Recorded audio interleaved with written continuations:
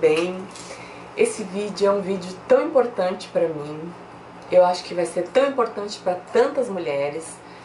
Eu demorei um pouco para gravar porque o processo foi lento e o assunto é sério. Como vocês leram na legenda, eu fui agredida e é um assunto que aconteceu comigo, faz parte da minha vida, faz parte da minha história e que deixou sequelas para mim até hoje, e que eu começo a recuperar e a cuidar delas agora, aos 36, quase 37 anos. Vou começar contando a história desde o começo, não vou citar nomes porque o meu ex-parceiro, a pessoa que me agrediu, que é a história que eu vou contar hoje, apesar de ter feito esse ato, ele tinha uma mãe maravilhosa. E eu não vou citar nomes por respeito a ela, pela forma como ela me tratava e pela forma como ela sofreu com tudo isso. Então, eu tinha 17 anos quando eu comecei a namorar, ele foi meu primeiro namorado, o primeiro namorado que eu levei em casa, que eu apresentei para os pais, e eu namorei com ele até os 19 anos. Mas o processo de agressão começou uns 6 meses depois do início do nosso relacionamento. E é um processo que as mulheres não percebem. Como acontece isso? Começa verbalmente, começa emocionalmente e a pessoa te manipulando mentalmente, e você não tem exatidão do que está acontecendo porque você está envolvida, você está apaixonada, você tem sonhos, você pensa no futuro, você ama aquela pessoa ou acha que ama, porque eu aprendi a distinguir paixão de amor depois de todo esse tempo. Hoje eu sou casada há quase 12 anos com meu marido, que todos vocês sabem, Vitor Miranda, atleta do UFC, e ele nunca ergueu a voz pra mim, que isso fique muito claro. A pessoa que eu estou falando hoje nesse vídeo não é o meu marido, é um ex-companheiro de quando eu tinha 17 anos. Bom, então as agressões começaram verbalmente e principalmente manipuladoras. Eu acho que citar isso é muito importante. Como foi? Ele começava a querer controlar a roupa que eu usava, o tipo do cabelo, a cor do cabelo, se ia solto, se ia preso, se eu usava brinco, se eu usava anel, relógio. E eu fui aceitando porque eu gostava, achava que ter ciúmes era legal, achava, nossa, ele se importa comigo, ele escolhe a roupa que eu uso, ou, ai, que legal, ele não gostou desse brinco, então a preferência dele é esse. Então, como boa canceriana, apaixonada e romântica, para agradar, eu sempre acabava acatando as ordens dele. Depois desse tipo de manipulação mental, começou uma outra manipulação que foi ficando um pouco mais pesada e foi ficando, para mim, bastante difícil, que era a manipulação mental. De que maneira? Saíamos e eu entrava no carro, ou eu olhava para ele, que estava no volante, ou eu olhava para baixo, não podia olhar para fora. Se tivesse passando algum carro, parasse do lado e tivesse um homem do lado e eu fizesse um movimento com os olhos, ele já me agredia verbalmente. Aí ele começou a me agredir verbalmente usando palavras de baixo calão. E aí eu comecei a ficar sentida, dolorida, mas eu achava que aquilo era uma forma de cuidado, ainda assim achava. Passou mais um tempo, um ano e meio, eu consegui meu primeiro trabalho. E aí ele começou a me vigiar, e ele ia escondido no meu trabalho, e ele invadiu meu trabalho uma vez e discutiu com um médico que era meu chefe, dentro do meu trabalho. Naquele dia foi a primeira vez que ele me agrediu fisicamente, ele me deu um chute, disse que eu mentia pra ele porque que eu não conversava com homens, mas lógico que eu não parava pra conversar, mas eu tinha contato, porque lógico, você vai conversar com o seu chefe, com o seu... Poxa, isso é uma manipulação mental que eu tenho certeza que muitas mulheres passam e não contam. Não contam pra sua família, não contam pra sua irmã, não abrem o jogo pra uma amiga por vergonha e por medo do parceiro. Porque eu sei disso, porque é esse sentimento que eu sentia. Eu sei disso porque era isso que eu sentia na época. E aí essas agressões físicas, mentais, de manipulação foram aumentando. Até que chegou um dia que ele começou a controlar não só a minha vida, a minha roupa, para onde eu olhava, com quem eu falava, mas ele começou a controlar aonde eu ia, que horas ele levava, ele me buscava. E eu morava sozinha nessa época. Morava, na verdade, na casa de uma senhora, que eu alugava um quarto, porque eu fazia faculdade em Curitiba e meus pais tinham ido morar em Santa Catarina. Então eu tava sozinha.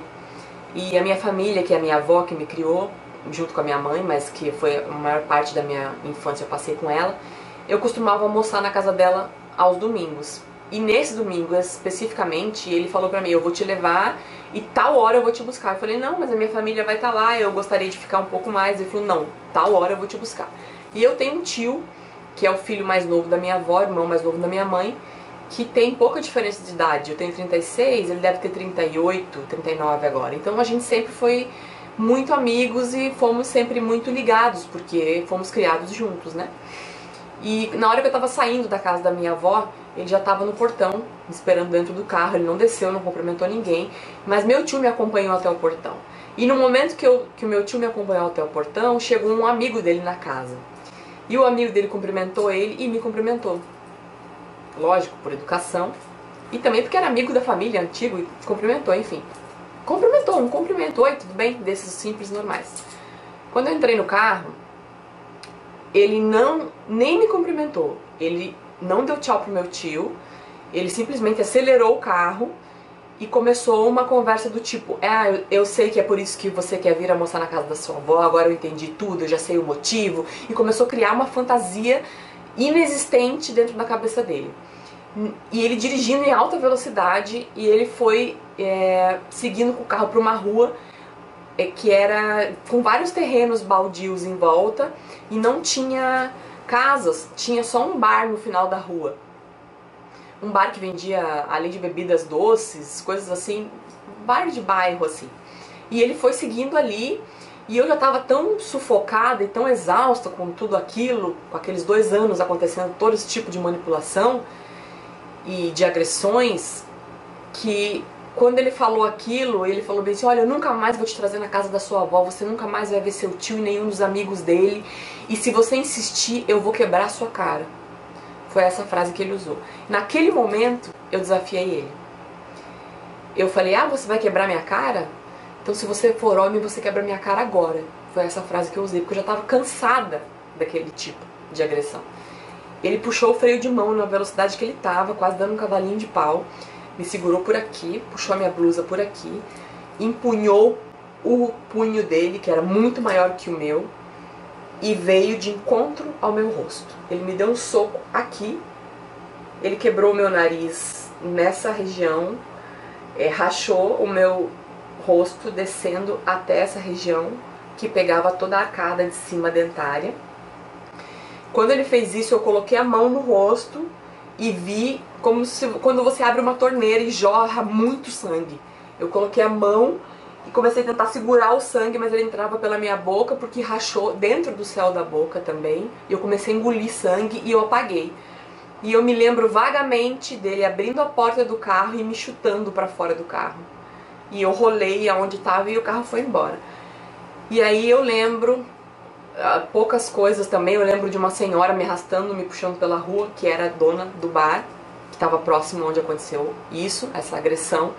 E depois eu acordei só já na maca, com 2 médicos em cima de mim. Eu tava olhando pra cima e eles olharam e falaram, olha, se a gente colocar o nariz dela no lugar agora não vai ficar tão torto, mas possivelmente ela vai ter que fazer uma cirurgia depois. Aí eles, na hora, frio, sem anestesia, sem nada, eles colocaram o nariz no lugar, e tinha uma dor horrível, desmaiei de novo. E fui pro quarto, com meu nariz no lugar, porém torto, tem um desvio aqui e um desvio de septo bem sério do meu lado esquerdo. Eu tenho dificuldade para respirar, especificamente à noite, mas eu nunca fiz cirurgia no nariz, tá? Pretendo fazer esse ano para arrumar esse desvio de septo. E aí eu acordei no dia seguinte com um tubo aqui, porque eles tinham suturado o céu da minha boca, e eu acordei com um tubo na boca para respirar melhor. E o médico me aconselhou a ficar 4 dias no hospital. Eu fiquei sem ninguém da minha família saber, eu escondi isso.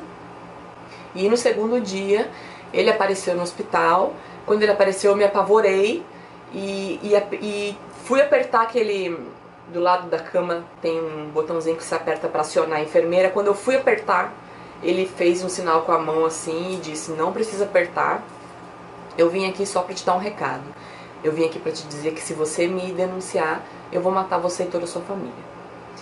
Então, eu fiquei em silêncio, ele saiu da sala. E foi isso que eu fiz. Eu não denunciei ele.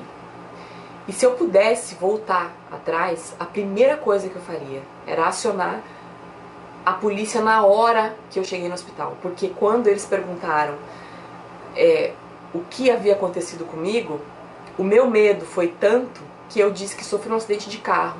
Mas não havia ocorrência, não havia boletim de ocorrência, os médicos queriam saber com quem eu estava, eu não disse. Eu escondi, eu neguei, escondi da minha família, voltei para casa da senhora onde eu morava e fiquei no meu quarto durante uma semana até sair todo o inchaço do meu rosto. Fiquei com os 2 olhos gigantes, muito roxo. E aí começou os meus problemas dentários. Eu tive a arcada de cima toda amolecida e tive um desvio no meu maxilar, que desviou meu maxilar para a direita, e a minha arcada de baixo ficou desviada também. Isso foi acontecendo ao longo dos meses após o acidente. Então, onde entra o motivo desse vídeo?